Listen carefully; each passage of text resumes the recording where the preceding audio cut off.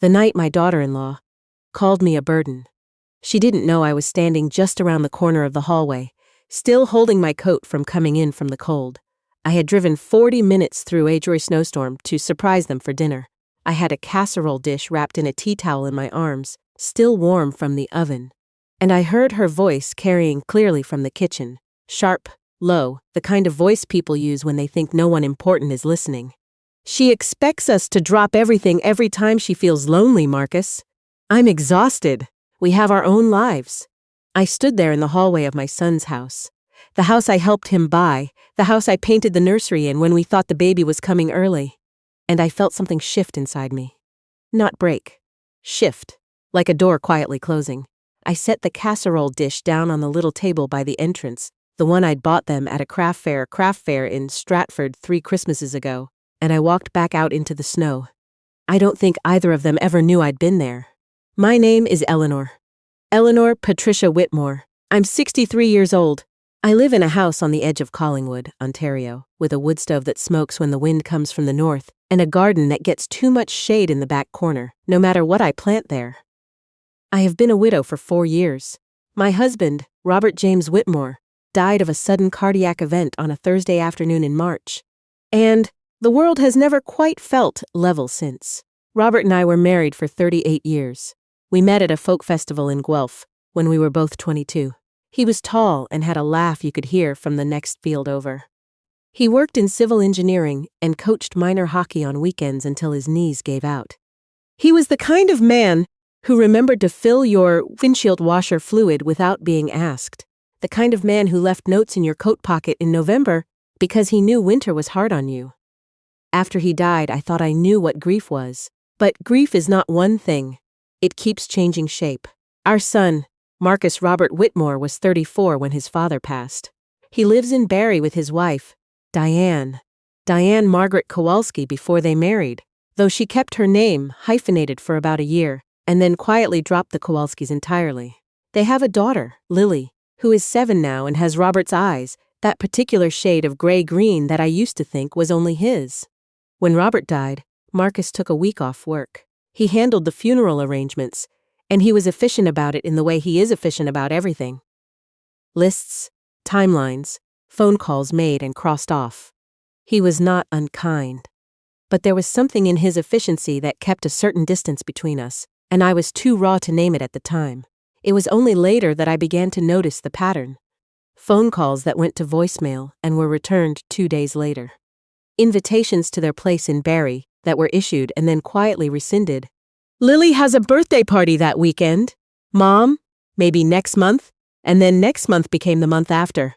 Christmas spent with Diane's family in Thunder Bay 4 years in a row. My birthday acknowledged with a text message.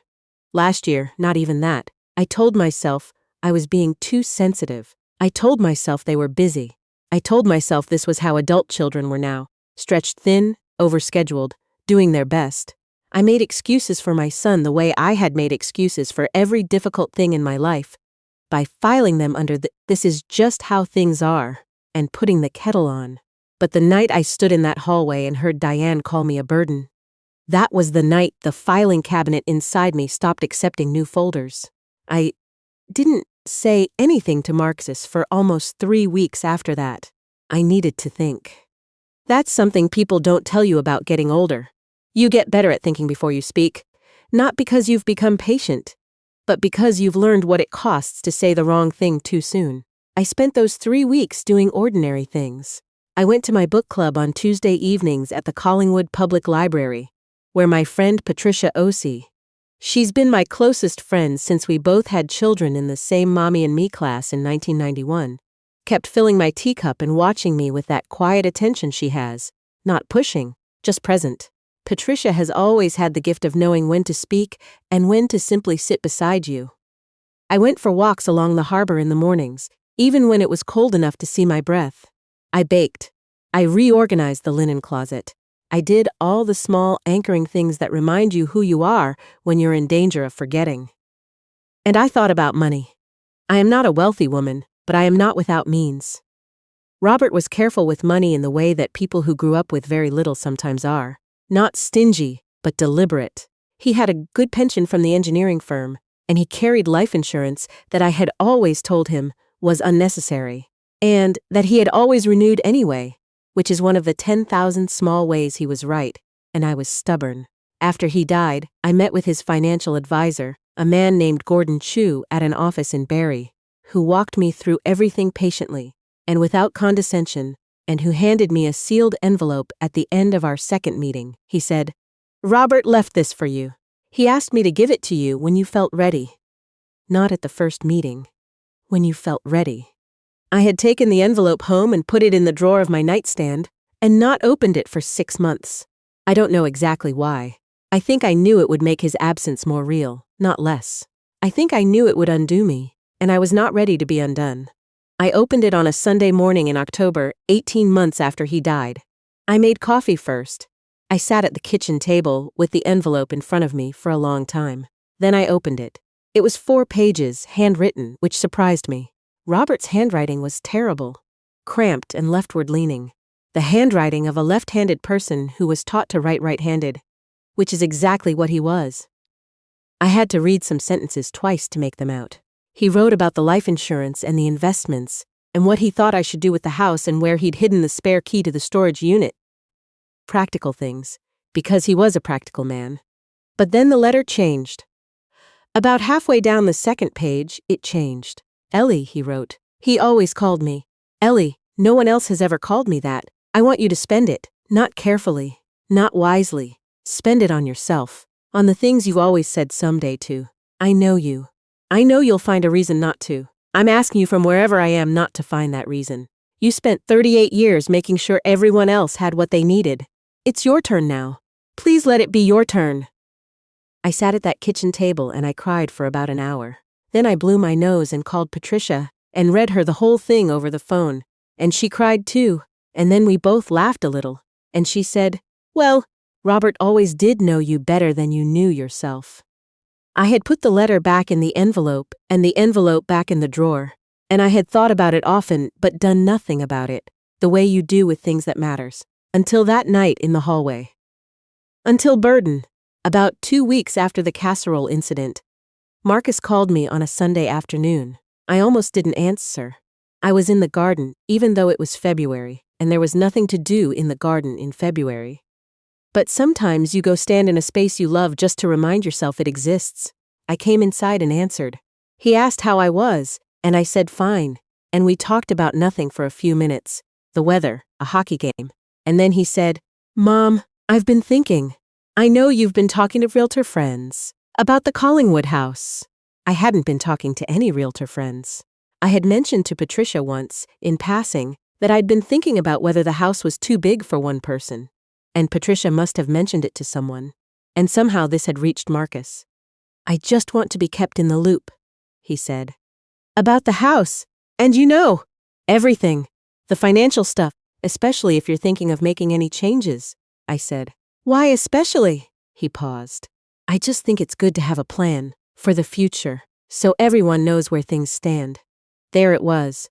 Not "Are you okay, Mom?" Not "Do you need anything?" Not "I've been thinking about you, where things stand, everyone." I said I'd think about it, and we hung up, and I stood in the kitchen, holding the phone and feeling very clear, in a way I hadn't felt in years. I called Gordon Chu on Monday morning. Gordon is a quiet, careful man who has been a financial advisor for 25 years, and who does not startle easily. But when I sat across from him in his office in Barrie and told him what I wanted to do, he was quiet for a long moment. Then he said, "Eleanor, I want to make sure I understand correctly. You want to restructure the estate, liquidate some of the investment portfolio, establish a charitable trust, and take a significant personal withdrawal for, and I'm quoting you, your turn." I said, "Okay," he said, and then he smiled. Robert would have liked this. I spent the next 2 months working with Gordon and a lawyer named Sandra Favreau, who has an office on Dunlop Street and a no-nonsense manner that I found deeply comforting. We restructured everything carefully, thoughtfully, not out of anger, and this is important, this is the thing I kept coming back to, not out of anger, but out of clarity. I set up an education trust for my granddaughter Lily, not enormous, but meaningful.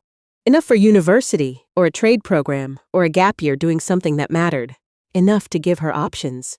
It was structured so that it came directly to her at 18. Regardless of what happened between Marcus and me, regardless of anything, it was hers. I donated a significant portion, a number I had chosen carefully, not recklessly, to the Georgian Bay Seniors Outreach Society, an organization in Collingwood that runs programs for elderly people living alone. I had volunteered there twice a year since Robert died. I knew what they did. I knew who they served. I had sat across from women in their 80s who hadn't spoken to their families in years, who came to the drop-in center on Thursday mornings just to have someone hand them a cup of tea and remember their name. I knew exactly where that money was going. Marcus received an updated letter from Sandra outlining the changes to the estate. He also received, per my specific instruction, a handwritten note from me. I wrote it 3 times before I got it right. I told him that I loved him. That was not in question and would never be. I told him that his father had loved him too, with a particular fierceness that Marcus maybe didn't know about, because Robert showed love in quiet ways that sometimes got missed. I told him that there were things I had heard and things I had observed, and that I was not writing this letter to punish him, but to be honest with him in a way that I had not been honest enough for too long. I told him that his daughter Lily was going to be taken care of, and that I hoped he would take care of her the way she deserved. I told him that I hoped he and I could find our way back to something real, but that I was not able to keep waiting for it while shrinking myself down to a size that was easier to manage. I sealed the letter. I mailed it. I did not wait by the phone, because I was busy. Patricia and I had booked a trip. It was not a sensible trip. It was not a practical trip. It was 2 weeks in Portugal, Lisbon and the Algarve, and a small town in the Alentejo region that Patricia had read about in a travel magazine and torn out the page and kept in her wallet for 11 years. We had been talking about this trip since our children were in high school. We had deferred it for every conceivable reason over 20 years. Money, timing, Robert's health, Patricia's mother's illness, the pandemic, the ever-reliable inertia of ordinary life. We went in April.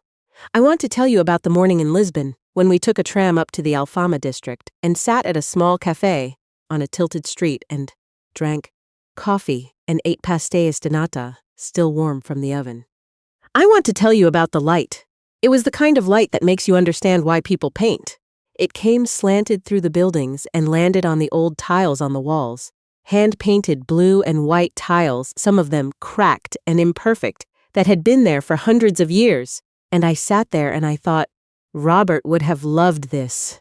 And instead of that thought making me sad, it made me feel, for the first time in 4 years, accompanied. I bought things I had no practical reason to buy. A hand-embroidered tablecloth in a market in Évora. A bottle of wine from a small estate that the shopkeeper said had been in his family for 4 generations. A pair of earrings from a woman who made them herself from pieces of antique tile. I bought a leather notebook in a Lisbon bookshop that smelled like paper and old wood, and I started writing in it every evening before bed. Not exactly, more like noting things. What I'd seen, what I'd tasted, what I'd been thinking about. It was the first time since Robert died that I had felt like myself, not a version of myself arranged around grief or arranged around other people's needs, just myself. Eleanor Patricia Whitmore, 63. Sitting on a terrace in Portugal with a glass of wine, and a friend who has known her since her children were small, watching the sun go down over the Atlantic. It was enough. It was more than enough. It was almost too much. Marcus called me the week after I got back from Portugal. I was ready for the call. I had thought about what I wanted to say and what I wasn't willing to say, and where the line was between the two. He was not angry, which surprised me. Or if he was angry, he had decided something else was more important than the anger. He was quiet for a moment after we said hello, and then he said, "Mom, I need to apologize to you." I said, "Okay." He said, I've been thinking about this for a few weeks. Since Sandra's letter. Since yours." Another pause. "I think I've been treating you like you were less important than you are. I don't have a good reason for it. I think I was just, I don't know. I think I was scared after Dad died and I handled it badly and I kept handling it badly and then it became a habit and His voice caught. "I'm sorry, Mom." I sat with that for a moment. I said, "I know you're scared, Marcus. You lost your father. I know what that does to a person." I said, "But being scared doesn't get to be a reason to make me invisible. he said. You're right, I said. I love you. That hasn't changed. But I'm also not going to wait anymore for you to have time for me. I'm going to live my life. And I'd like you to be part of it. But that has to go both ways, he said. I know. We talked for a long time after that. About Robert, about the things neither of us had said after he died, about Diane, and some of what had happened there. Not everything, not yet, but a beginning. About Lily, who had apparently told Marcus at breakfast one morning that she wanted to call Grandma Eleanor more, because, as Lily put it with the absolute directness of 7-year-olds, Grandma seems lonely and I don't think that's fair. I laughed when he told me that. I laughed until my eyes were wet. She has your father's sense of justice, I said. She does, Marcus said, and I could hear that he was smiling. It's been 8 months since Portugal. Lily calls me on Thursday evenings now, usually right after dinner, and she tells me about school and her friends and the book she's reading, and whatever she has noticed that week that she finds interesting. Last Thursday it was the way ice forms on the inside of windows. The week before, it was something she'd learned about wolves. She has a particular quality of attention that I recognize. I saw it in Robert. Marcus and I are not entirely repaired. I want to be honest about that, because these things don't fix themselves cleanly. There are still moments of awkwardness, still things that get navigated carefully. Diane and I have what I would describe as a cautious détente, which is perhaps the most I can reasonably hope for, and possibly more than I expected. But Marcus drives up to Collingwood now, sometimes on a Sunday afternoon. And we sit at my kitchen table and drink coffee, and we talk. Not about the estate, not about money, just talk. About his work, about the neighborhood, about the book I'm reading, about whatever. It's more than we had before. I'll take it. I'm going back to Portugal in the spring. Patricia found a small cooking school in the Douro Valley that runs week-long courses, and we have both signed up, which is slightly absurd and completely wonderful. I told Marcus about it on one of his Sunday visits, expecting him to look worried, or to say something about travel insurance, or to find some gentle way to suggest it wasn't practical. Instead, he said, "That sounds amazing, Mom. Send pictures." I looked at him. I said, "I will." I've been going through Robert's letter again lately. Not every day. I don't want to wear it out. But sometimes on quiet evenings when the wood stove is going and there's snow on the garden, and the house feels very still, I take it out of the nightstand drawer and read a paragraph or two. It's your turn now. Please let it be your turn. I think about the woman who stood in a cold hallway, holding a casserole dish, making herself small enough to fit around other people's lives. I think about how long she stood there before she finally, quietly, set the dish down and walked back out into the snow. Sometimes the kindest thing you can do for yourself is stop waiting to be invited in. I learned that late. I'd rather have learned it earlier. But 63 is not too late. I know that now. And I'm not setting anything down that isn't mine to set down.